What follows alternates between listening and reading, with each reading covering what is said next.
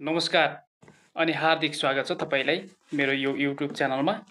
म आज तपाईले लोकसेवाको केही महत्त्वपूर्ण जानकारी दिन गइरहेको छु। तपाईले ध्यान दिएर सुन्नु होला। लोकसेवा आयोगले सङ्गठित संस्थाहरूको पूर्व योग्यता परीक्षाको फारम खुलाएर मिति सार्वजनिक गरिसकेको थियो। तर जेनजी आन्दोलनको कारणले गर्दा त्यो असोज 4 गते हुनुपर्ने परीक्षा हुन सकेन र पुनः स्थगित गरेको परीक्षाको पुनः परीक्षा कार्यक्रम निर्धारण गरिसकेको छ। पूर्व योग्यता परीक्षाको लिखित परीक्षा कार्यक्रम पुनः निर्धारण गरेको सूचना मैले लिएर आएको छु। तपाईले यहाँ देख्न सक्नुहुनेछ।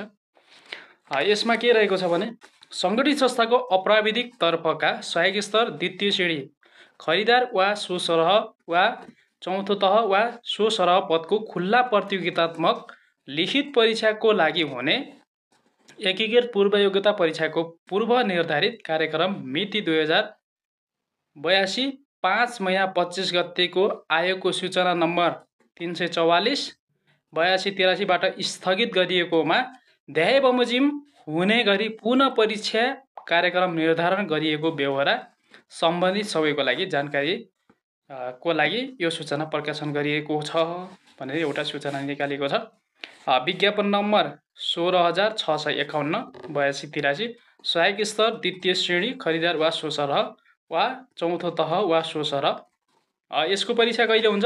2082 कार्तिक 15 गते दिनको 2 बजे हुन्छ। परीक्षा केन्द्र चाहिँ तपाईले जुन जुन ठाउँबाट फारम भर्नुभएको छ त्यही स्थानमा र परीक्षा केन्द्र चाहिँ आइसकेको छ। त्यही परीक्षा केन्द्रमा चाहिँ तपाईँ 2082 कार्तिक 15 गते दिनको 2 बजे जानुभयो भने परीक्षा दिन सक्नुहुनेछ।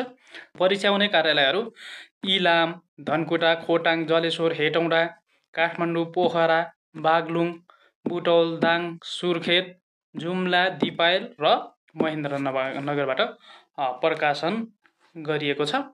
र यसमा चाहिँ परीक्षा र सोसँग सम्बन्धित अन्य शर्तहरू साबिककै लागू हुने पनि जानकारी गराइएको छ।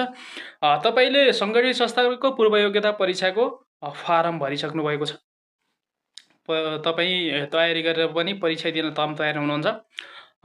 परीक्षा भइसक्यो कि 4 गते यताउता मन नडुलाउनु होला। परीक्षा भएको छैन। अब चाहिँ परीक्षा हुन्छ। कार्तिकको 15 गते हुन्छ। दिनको 2 बजे हुन्छ। तपाईले आफ्नो केन्द्रमा चाहिँ परीक्षा दिन जानु होला। परीक्षा दिन जाँदा चाहिँ एउटा कालो पेन लिएर अनि कुनै परिचय पत्र जस्तै नागरिकता, प्यान कार्ड, राष्ट्रिय परिचय पत्र लिएर जानु होला र प्रवेश पत्र चाहिँ अनिवार्य लिएर जानु होला। यति भयो भने चाहिँ तपाईले परीक्षा दिन पाउनुहुनेछ र तपाईले राम्रो परीक्षा दिनु होला। किनभने यो सङ्गठित संस्थाको पाठ्यक्रमहरू पनि आउने क्रम जारी नै छ।